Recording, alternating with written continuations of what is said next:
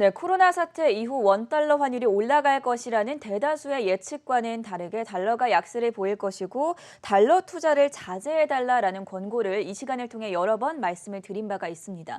어제는 원달러 환율이 무려 1,130원마저 붕괴될 위험에 처했는데요. 이런 움직임 속에 환율에 대한 관심이 가장 뜨거울 것으로 예상이 됩니다.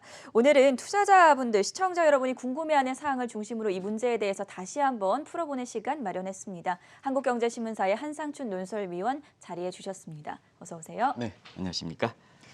네, 위원님 먼저 오늘 새벽에 끝난 뉴욕 증시 움직임부터 정리를 해보도록 할게요. 달러 인덱스 흐름까지 한번 짚어볼까요? 네, 방송의 그 주제를 다양하게 하기 위해서 네. 사실 최근에 미국 주식 위주로 이렇게 방송을 하는 유튜브라든가 많습니다는 그 이상으로 수익을 내는 것이 테마별 그 ETF 해서 구리라든가 농산물 가격도 수익률이 굉장히 높은데요. 그 점을 간헐적으로 저 방송 뒤에 인베스트닷컴의 김세현 이사가 아주 이렇게 어려운 가운데 이렇게 전해주고 있습니다는 네. 오늘은 그 문제를 좀 집중적으로 말씀드리려고 하다가 아무래도 시청자 문의사항이 가장 환율 쪽에 어제 원달러 환율이 1,131원까지 떨어지다 보니까 그런 궁금증이 많아서 오늘은 그동안 말씀드렸던 내용을 좀 새로운 각도에서 좀 말씀드리도록 하겠습니다. 일단은 그 미국의 증시 움직임의 시장 참여들의 관심사가 많이 변하고 있다는 걸 말씀드리겠습니다.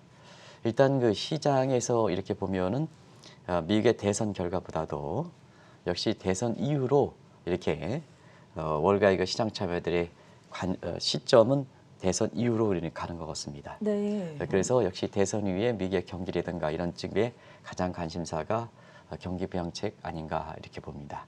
그래서 대선 결과보다는 미국의 그것이 공화당이든 그것이 민주당이든 경기 부양책이 어떻게 될 것이냐 하는, 왜 그러냐면 지금은 규모 자체가 이렇게 거의 축소됐습니다.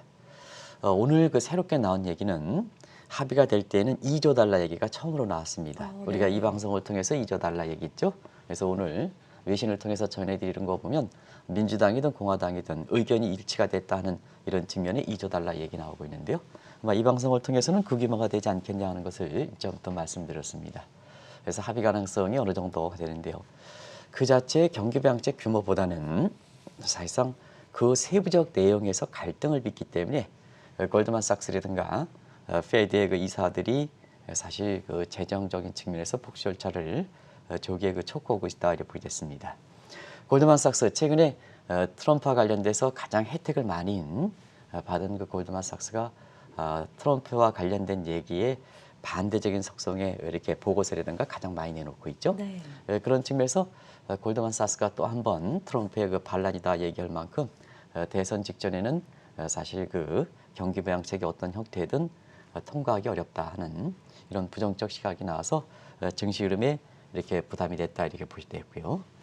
또 한 가지는 연준의 이사가 비교적 중립적인 의사를 갖고 있는데요. 파월 의장과 마찬가지로 지금은 바람직하지 않다. 그러나 지금 상태에서 스탑하면 재정이든 금융이든 아주 주가 폭락이라든가 이런 쪽을 가져올 수가 있다 해서 폭주 절차를 재주문했던 것도 아까 서상현 팀장께서 아마 전해주신 모습이다 이렇게 보겠습니다. 오늘 역시 시장의 관심은 가장 크게 관심이 됐던 것이 국내 외환시장에서도 어제 원달러 환율이 1,130원 떨어졌고 네. 경기 부양책에 대해서 이렇게 불투명하면 위험자산보다는 안정자산 하면서 3대 주가 떨어져 그다음에 안정자산에 해당되는 금이라든가 이런 것이 이제 올라야 되는데요. 또 안전통화라는 달러 가치가 이렇게 가치가 회복돼야 되는데요. 오늘 달러 인덱스는 여기 비교적 큰 폭으로 떨어졌다 이렇게 보겠습니다. 달러 인덱스상의 0.4% 중심 통화가 하루에 0.4% 이상 올라가는 것은 급락 수준이다 이렇게 보겠습니다. 그래서 시장에서는 가장 관심이 이렇게 달러 문제로 이렇게 되고 있는데요. 여기 금시세는 이제 올라갔죠. 그런 과정에서 미국의 그 자금 유입 규모를 한번 보겠습니다. 우리가 주가가 이렇게 주춤하니까 우리 서학개미들 아주 현명하신 분들이 상당히 많은데요.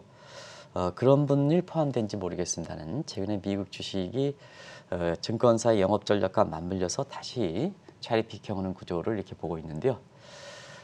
미국의 자금에 이렇게 유입되는 추세를 보면 국제 간 자금 흐름의 재편 현상은 확실히 나타나고 있다 이렇게 보겠습니다. 3월 중순 이후서부터 사실 그 미국의 그 기술주를 중심해서 자금을 블랙홀이다 할 만큼 빨아들였는데요. 네. 이달 들어서는 정체 수준 내지는 이탈 조짐을 보이고 있다 이렇게 보겠습니다. 그래서 한국은 좀 증시적인 측면에서는 자금 유입 규모가 상당히 줄어들고 있습니다는 나중에 말씀드리겠습니다는 중국과 유럽을 중심으로 해서 국제 간 자금 흐름이 코로나 직후서부터 대체로 보면 7월 달, 8월 달 정점을 맞았었고 그 이후서부터는 미국의 주가가 주춤하고 있죠.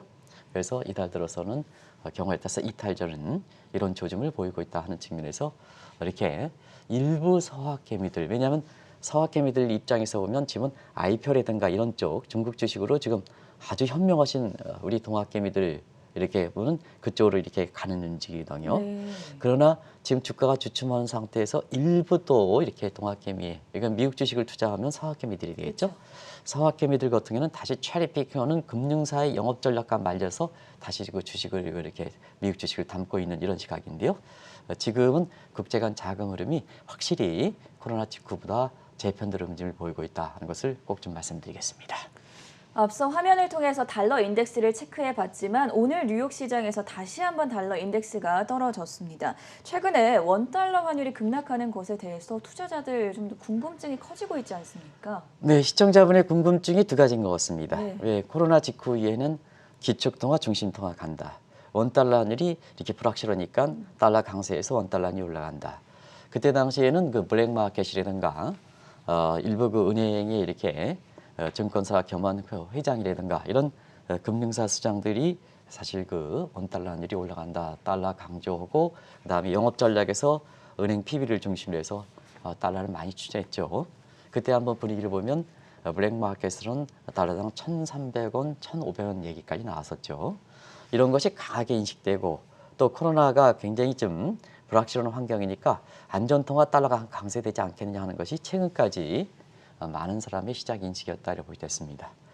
근데 실제로 보면 3월 중순에 원달러 환율이 1,285원에서 어제는 1,131원, 무려 달러당 154원이 급락했습니다. 네. 사실 기간상으로 보면 7개월도 못 되는 기간에 이게 떨어졌기 때문에 두 가지 궁금증을 갖고 있을 수가 있겠죠.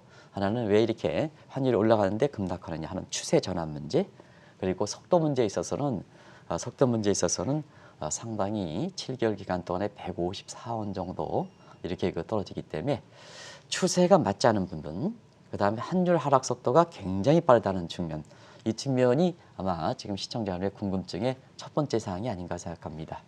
그래서 그런 것을 전해드리긴 했습니다는 한국경제TV의 시청자분의 이니셜이 J라고 해서 우리 서영아 작가께서 이렇게 이름을 얘기를 하지 말라 그러시더라고요. 네. 근데 저는 뭐 이름을 좀 밝히고 싶은데요. 왜냐하면 이분의 질문 사항이 굉장히 아주 환율에 대해서 경제 마인드에 대해서 굉장히 많은 질문 내용을 보면 알 수가 있거든요. 그래서 이렇게 되시는 분 이 방송은 아마 듣고 계실 겁니다. 이분의 그 궁금증이 시청자분의 궁금증과 비슷해서 그 요인으로 한번 보겠습니다. 그 궁금증 세 가지를 저한테 주신 거를 일단은 첫 번째 달러 약세의 주요인이 이 시청자분의 궁금한 사항입니다. 네. 바이든 후보의 정책 중 법인세 분이니까 하는 이 대목인데 이 부분은 아주 정확히 지적하신 부분이 아닌가 생각합니다. 아시겠지만 트럼프가 이렇게 기술주가 이렇게 많이 올라가는데 나스닥 지수가 올라간 데는 법인세율이 35에서 21% 떨어진 점이죠. 그러나 재정 적자라든가 이런 걸 감안하고 또 기업의 권력이 국가 권력을 앞서기 때문에 바이든 입장에서는 그 법인세를 재정 적자 보완 내지는 국가 권력을 어느 정도 자제한다는 차원에서 보면 법인세를 올린다 이렇게 하시죠. 그래서 지금까지 이렇게 보면 21%에서 28% 정도 내지는 좋을 가능성에서 25에서 28% 정도인데 어쩌거나 법인세가 되거든요. 아니면 법인세가 증가하면 기술주들은 매출액 빼기 코스트에서 코스트에 차지하는 비중이 세금이 가장 크니까 코스트가 떨어지면 코스트가 법인세 증가 트럼프일 때 떨어졌기 때문에 기술주가 많이 올라갔던 거고 네. 그래서 미국 쪽으로 자금이 흘러가는 상태에서 달러 수요가 증가해서 달러 강세가 나타나는 현상이다 이렇게 보시되는데요. 거꾸로 법인세가 올라가면 코스트 분이 증가하기 때문에 기술주의 수익률이 떨어지겠죠. 그런 측면에서 자금이 미국 쪽으로 들어가는 측면이 적기 때문에 달러 수요가 약화가 돼서 지금처럼 달러 약세, 원화 강세 이런 측면이 나타난다. 이 지적은 아마 시청자분이 또 이렇게 시청자분의 문의사항에 제가 자세하게 우리 한국경제 이메일을 통해서 전해드렸거든요. TV 이메일이 아니라 한국경제신문의 이메일을 통해서 전해드려서 아마 받으셨을 겁니다. 두 번째는 경기부양책. 지금 한 2조든 2조 2천이든 경기부양책인데요. 요거는 항상 말씀드리는 요게 악재와 호재를 같이 갖고 있다. 네. 악재와 호재가 같이 가지고 있다. 그러면 악재와 호재가 같이 가는 상태에서 지금 증시 모습에서 보면 이렇게 경기부양책 되면 주가가 올라갈 때는 많이 올라가진 않죠. 그리고 경기부양책이 안 될 때도 주가가 많이 떨어지지 않죠. 근데 일부 굉장히 낙관적, 그다음 비관적, 그래서 안 되면 크래시, 올라가면 스카이레이팅 이렇게 해석하는 시각이 있는데 그게 지금 시장 흐름이 전개되지 않지 않습니까? 왜냐하면 경기부양책은 악재 호재를 동시에 갖고 있기 때문에. 근데 환율적인 측면에서는 왜 오늘도 안 되는데 달러가 안전자산으로서 달러 강세되는데 달러는 떨어지느냐? 그건 캐시플로우 문제입니다. 그래서 경기부양책 규모가 어떻거나 지금 합의는 안 됐지만 양쪽이 좁아지면서 2조 달러야 되니까 자 피치가 미국의 신용등급 전망분을 떨어뜨린 상황이거든요. 가장 문제가 캐시플로우 상황이거든요. 그래서 재정적자라든가 국가 채무가 증가하기 때문에 중심 통한 신리더가 중요하거든요. 신리더를 떨어뜨리는 측면에서 달러 약세 이렇게 나타난다 이렇게 보이겠습니다. 그 밖에 다른 요인이 뭐가 있겠느냐 하는 이 측면의 질문 사항은 지금부터 한번 또 전에 유연화 강세라든가 이런 쪽을 말씀드렸습니다는 같이 풀어가도록 하겠습니다. 공통적인 사항이니까. 그래서 지금부터 한번 그런 궁금증을 한번 풀어가시도록 하시죠. 네. 네, 최근에 원달러 흐름을 보면 원달러 환율이 급락을 하고 있기는 하지만 과거 사례에 비추어 봤을 때 그러니까 2016년 대선 직후를 살펴본다면 급등하는 현상이 다시 한번 재현되지 않을까 이런 우려도 나오고 있습니다. 외환 딜러들이 그런 게 얘기를 많이 하고 네. 그다음에 달러 강세를 주장했던 분들이 이제 그때 상황에 이렇게 빗대서 사실 또 지금의 대선 상황이 어떻게 보면 그때 상황과 비슷하게 전개되기 그렇죠. 때문에 그런 가능성을 좀 얘기하는데요. 일단은 햇수로 4년을 만으로 4년이 안 됐으니까 햇수로 네. 4년 전을 되돌아가겠습니다. 2016년 힐러리 여론조사 우세 실제로 11월 7일에 있었던 대선 결과에서 보면 240만 표 정도 이겼죠. 미국의 특수한 이런 상황에서 소리 위스콘신, 필라델피아, 그다음에 오하이오 같은 선거 인단수가 많은데 짐에 따라서 사실 트럼프 대통령이 당선됐죠. 그래서 그때 2016년에 본격적으로 시작된 2월 이후에서 보면 힐러리 클린턴 민주당이 이렇게 이기다 보니까 여론조사에서 이기다 보니까 원달러 환율이 2010년 2월에 1240원에서 지금 상황과 한번 대비시켜 보세요. 공교롭게도 수준 자체가 비슷한 측면이 있죠. 그다음에 대선 전에는 1140원, 지금 1131원이죠. 비슷한 네. 측면이 있죠. 근데 대통령 당선되고 난 이후에 원래 그때 당시에는 트럼프가 신출력이었었거든요. 그러다 보니까 공화당 입장대로 생각되는 겁니다. 그러면 공화당 정책은 스트롱 달러, 스트롱 아메리카 정책이거든요. 그렇죠. 그래서 이런 것이 이제 장 초반에 당선 직후에 반영되면서 취임인 2017년 1월 달에 1210원까지 반등했죠. 그러면 이제 지금 상황을 한번 4년 후에 지금 상황을 좀 이렇게 시간을 좀 이렇게 보도록 하겠습니다. 자, 4년 전 상황이 반복된다. 일단 여론조사에서는 바이든이 지금 이기고 있죠. 그래서 10월에 반란 이런 옥토버 서프라이즈가 약간 나온 상태에서 지금 선거 전과 과정이 비슷하다. 근데 막판에는 트럼프가 좀 쫓아가고 있다 하는 측면에서 그걸 한번 대비시켜 보겠습니다. 바이든 우세 속에 올해 코로나 직후에 일반적 예상과 달리 환율이 1285원서부터 지금 1131원 무려 154원 떨어졌죠. 근데 지금 트럼프가 이렇게 추격하고 있는 상태에서 트럼프가 당선되면 자 공화당의 전통대로 사실 강한 달러 정책을 추진한다고 이렇게 본다면 네. 환율이 좀 올라가지 않겠느냐. 그래서 이제 1200원대 환율이 올라간다 이런 시각이 나오는 거죠. 근데 사실 시청자 여러분 이제는 트럼프가 신출내기가 아닙니다. 공화당과 따로 놀고 있습니다. 왜냐하면 지난 햇수로 4년 동안 달러 문제에 대해서는 강세되겠다가 약세되겠다가 국제 신뢰도가 완전히 잃은 상태거든요. 그런 상태에서 트럼프가 재선된다 하더라도 공화당이 주장했던 강한 달러 정책 이런 것이 사실 실제로 행동으로 나타나서 지금의 10월 이렇게 이변이 이렇게 나타나서 바이든을 제치고 트럼프가 된다 하더라도 그때 당시의 모습과는 다른 상황이 전개될 것이다. 오늘 달러 인덱스가 사실상 92대로 이렇게 떨어지는 측면도 바로 그런 측면이다 이렇게 보시면 되고요. 또 한 가지는 2016년 상황과 지금 2020년 상황은 완전히 다르죠. 네. 왜냐하면 중심 통화에 있어서는 탈달러 움직임이 완전히 전개되고 있죠, 지금요. 그렇죠. 그리고 디지털 통화도 완전히 주도권을 뺏기고 있는 상태지 않습니까? 그래서 단순히 차트 분석상 2016년의 대선 전개 상황이 비슷했던 하더라도 2020년에 그것이 재현될 것이다 하는 이런 시각은 경제 현상은 사실 좀 하루가 다르게 바뀌는 상태거든요. 그래서 과거의 상황이 재현될 것이다 하는 이런 측면은 상당히 가능성이 낮아지지 않겠나 하는 점을 시청자 여러분들께 꼭 전해드리도록 하겠습니다. 최근처럼 원달러 환율이 급락을 하고 있기는 한데 국내 증시에 왜 종전처럼 외국인 자금이 들어오지는 않는지 이 궁금증에 대해서는 어떻게 분석해 볼 수 있겠습니까? 우리는 경제 소국이죠. 네. 경제 대국이 아니라 그렇기 때문에 사실 그 외국에서 한국의 그 자금이 네. 환차익 보고 들어오려면 우리나라의 실력 부분이 있어야 되죠. 좀 아쉬운 부분이네요. 그렇죠. 실력 부분이 있어야 되죠. 네. 근데 최근에 원달러 환율은 떨어지는 것은 대부분 다 중국의 위안화 요인, 그다음에 미국 치유 요인이 많이 작용하는 거죠. 그래서 반사적 측면에서 원달러 환율이 떨어지는 거고, 그다음에 거기에 따라서 워낙 강세니까 단순히 과거에면 우리나라의 경제 실력 펀더멘탈이 증가해서 원화가 강세되면 환차익이 기대되고, 과거에는 원달러 환율이 10억 정도 이렇게 떨어지면 10원 정도 떨어지면 외국 자본이 10억 달러 정도 들어와서 1조 원 정도 들어오는 양상이거든요. 근데 지금은 뭐냐? 자, 우리나라 지금 자금 들어오겠습니까? 뭐 시청자 여러분 이렇게 권력형 게이트라든가 뭔가 해서 호닥하지 않습니까? 그리고 제도 문제에서 보면 갈라파고스 함정이 될 만큼 우리나라의 제도를 믿겠습니까? 네. 이런 측면이기 때문에 사실 최근에 이렇게 많은 사람이 지적하는 것처럼 원달러 환율이 떨어지면 자, 외국 자본 들어오지 않느냐 이 퀘스천을 그리는 데 있어서는 사실 우리 내부적 요인이 활용하지 못하는 측면이 있다고 보겠습니다. 그런 측면에서 원달러 환율이 떨어지는 것은 우리 펀더멘탈 측면에 우리 정책 당국자가 잘해서 우리 경제가 잘해서 국회의원분들이 잘해서 이게 환율이 좀 이렇게 떨어지고 워낙 강세되니까 이게 세계 속의 한국의 위상이 증대되는 거다. 이렇게 얘기하면 창피를 당한다 이렇게 보게 됐습니다. 아무래도 지금의 그 많은 전문가들이 제시하는 것처럼 반사적 성격이 강하다. 반사적 성격이 강하다. 일단은 위안화 환율이 뭐죠? 중국의 경제 좋죠. 지금 네.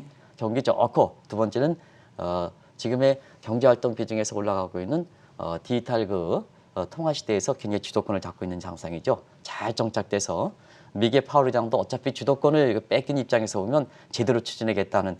근데 그것이 디지털 달러는 반드시 도입해야 된다는 얘기거든요. 그렇죠. 도입한다는 얘기에서 디지털 도입을 도입하지 않겠다는 얘기는 아닙니다. 이제 주도권을 뺏긴 상태에서 편익과 그다음에 수익을 손실을 구별해서 하는 게 뭐냐. 주도권을 뺏긴 입장에서는 당연히 입장을 취하는 거죠. 그래서 디지털 통화 시대에서 주도권을 뺏겼다 하는 측면에서 위안화 절상, 어제는 달러당 6.6 위안대까지 이렇게 환율이 떨어져서 위안화 절상되는데요. 그것이 원달러 환율이 1130원까지 떨어졌던 워낙 강세했던 큰 배경이다 이렇게 보겠습니다. 그리고 미국 지금 여러 가지로 흔들리죠. 어떻게 이 한계 이 나라의 그 대통령이라는 트럼프 대통령이 앤서니 소장 같은 사람을 어떻게 바보라 그랬습니까? 네. 이 자체가 미국의 신뢰도가 떨어뜨리는 측면이죠.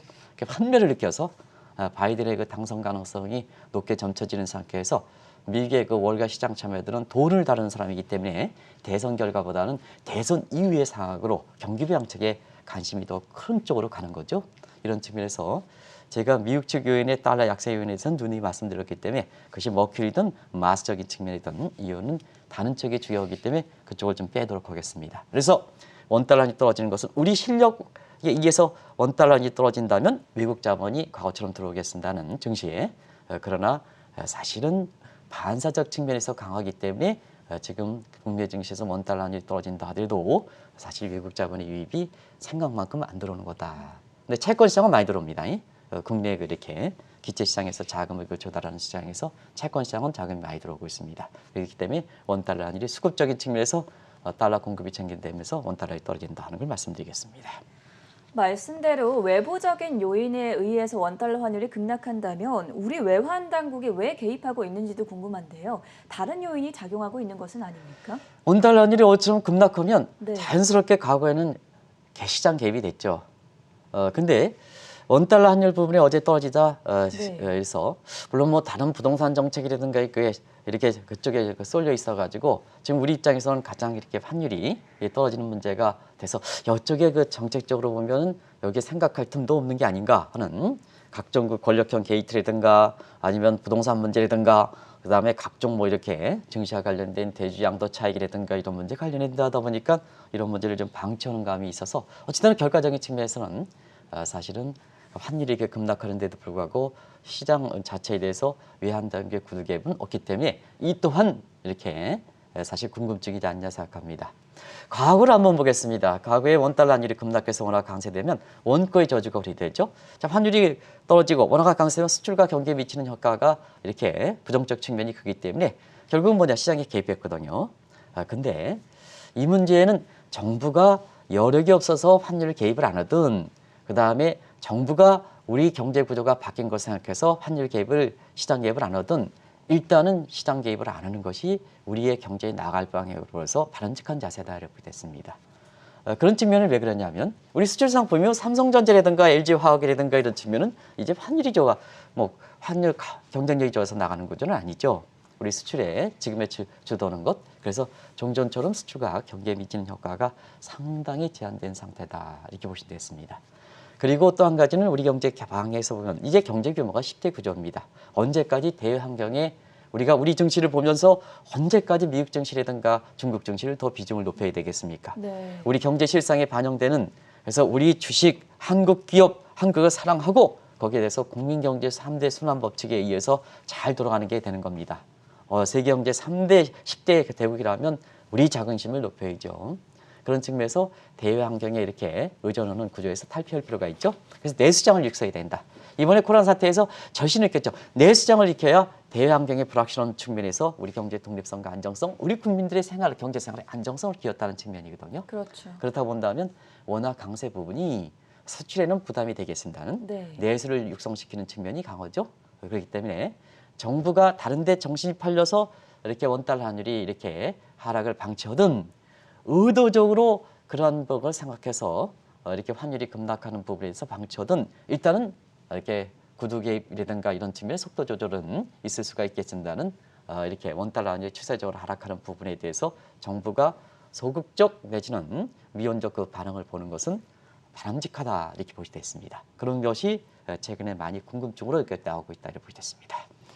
우리 외환 당국이 시장 개입에 적극적이지 않을 경우에는 지금 급락하고 있는 원달러 환율이 더 하락할 가능성이 아무래도 크지 않을까요? 네, 유동매국에 있어서는 지금 원달러이 1130원 네. 이렇게 되면서 다시 2016년 상황이 재현돼서 1200원대 간다.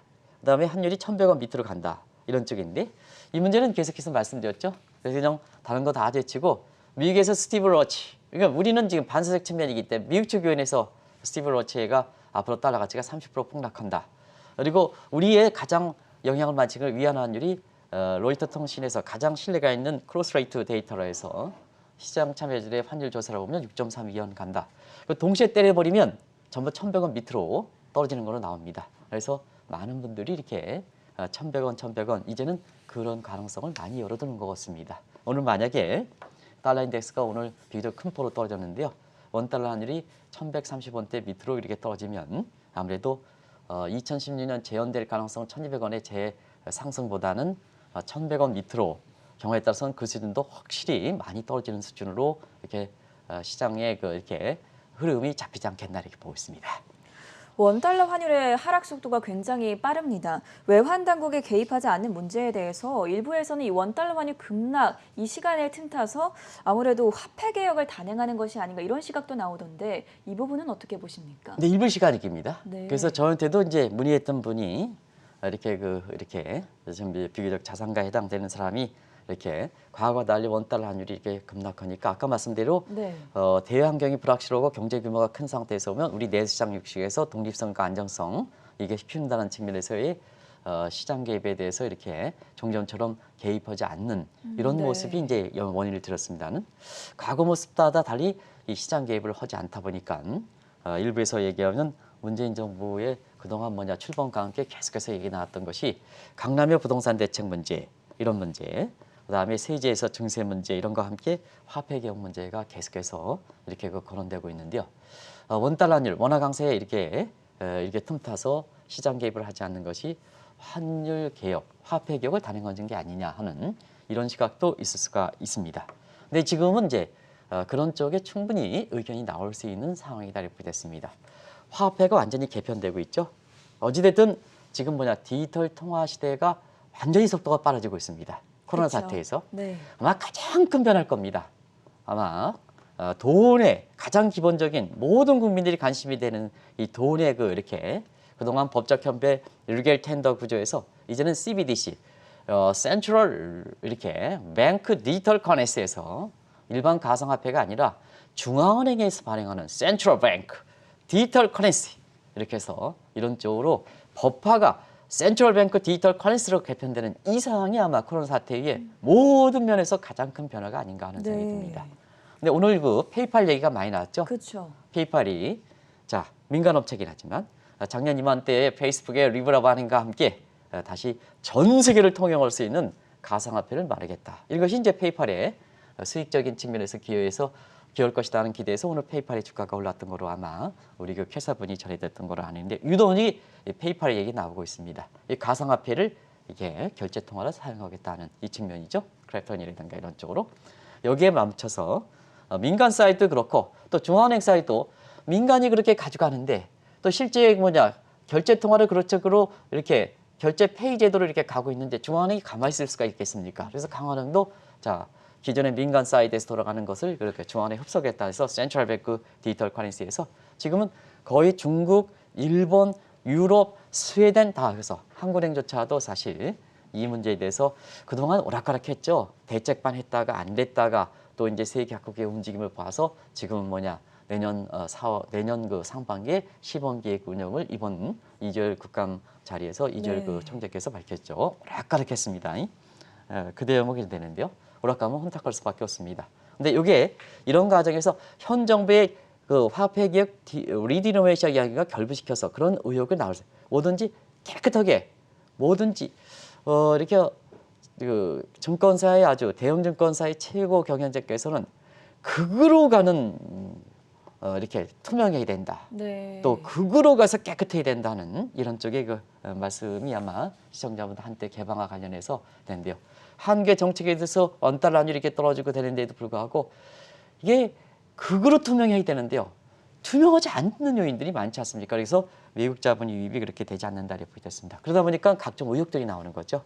이게 일종의 디지털 커런시 도입하는 것도 리겔 텐더 지금의 5만 원권 중앙은행에 발행하는 신용화폐에서 디지털 센트럴 뱅크 디지털 커런시를 이렇게 하는 게 일종의 화폐 계획이거든요. 그러니까 이 비밀을 타서 리디노메이션 예를 들어서 100대 1, 5대 1, 10대 1로 내 자산이 100억 갖고 있을 때 10대 1로 이렇게 하면 10억이 되지 않겠냐는 이런 쪽으로 이렇게 나올 수가 있거든요. 근데 이번 문제에 대해서는 중국도 법화 리겔 텐더와 센트럴 뱅크 디지털 커런시 1대1로 되고 일본 엔화도 지금 계획이 내년에 시범 레몬 운영 도입할 거로 보면 1대1로 되고 그다음에 유럽도 1대1로 되고 지금 미국이 지금 신중한 입장을 밝히고 있습니다는 미국의 FN에서 요거 디지털 커런시 센트럴 뱅크 디지털 커런시 대책반도 1대1 정도로 이렇게 생각하고 있습니다. 리겔 텐더와 센트럴 뱅크 디지털 커런시 간에. 그래서 우리 입장도 대체로 보면 우리가 경제 규모에서 대환경 의존원 입장에서도 우리도 1대1로 가져갈 필요가 있지 않느냐.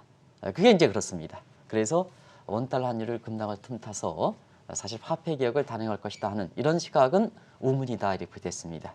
물론 정책 당국이 사실상 그런 합리성 세계적 추세에도 불구하고 하겠다면 또 모르겠죠. 그래서 이제 세계적 추세로 볼 때는 또 우리가 대외 개방 환경 구조로 이렇게 볼 때는 사실 가능성은 적다는 걸 말씀드리겠습니다.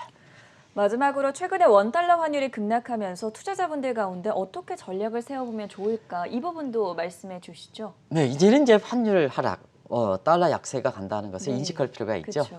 그래서 이제 코로나 이후에 환율이 떨어질 때마다 체리 피킹에서 달러 예금 잔고가 많았었는데요.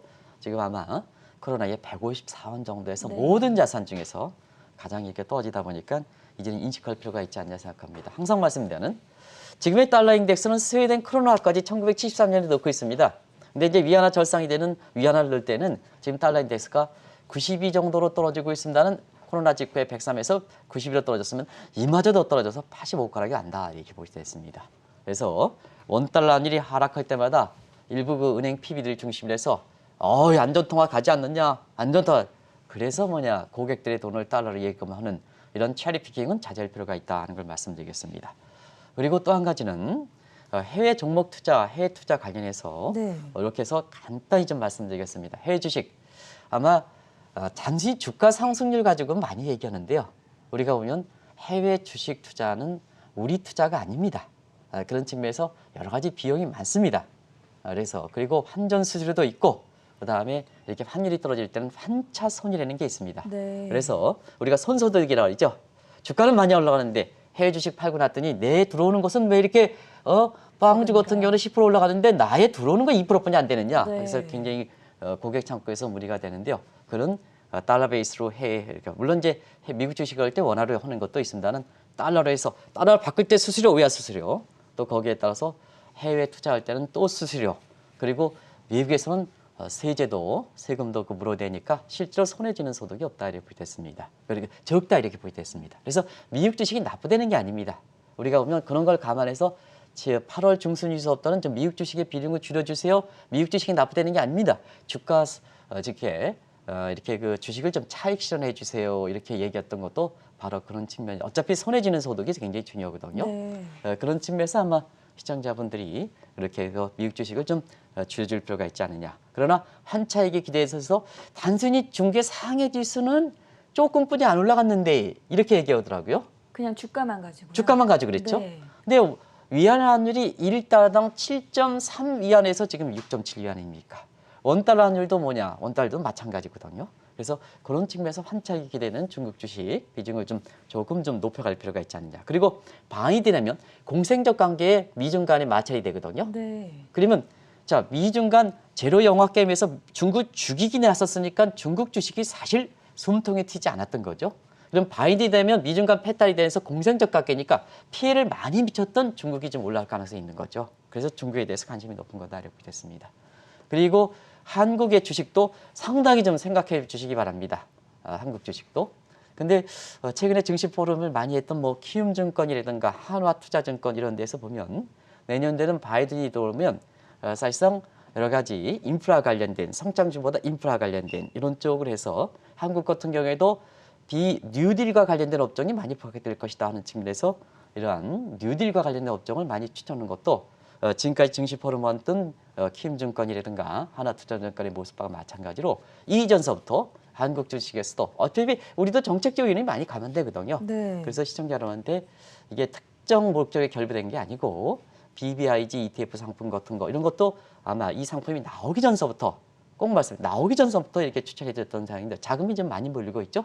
그리고 최근에 증시 포럼에서도 내년도에 정책 관련해서 뉴딜과 관련된 이런 업종들을 많이 추천하는 것도 그러한 이런 쪽에 그런다. 그래서 우리 구리라든가 농산물 같은 거, 그다음에 BBIG ETF 같은 거 전부 테마별 이렇게 ETF 네. 상품들이거든요. 이런 쪽도 한번 관심을 가지실 필요가 있다는 걸 말씀드리겠습니다.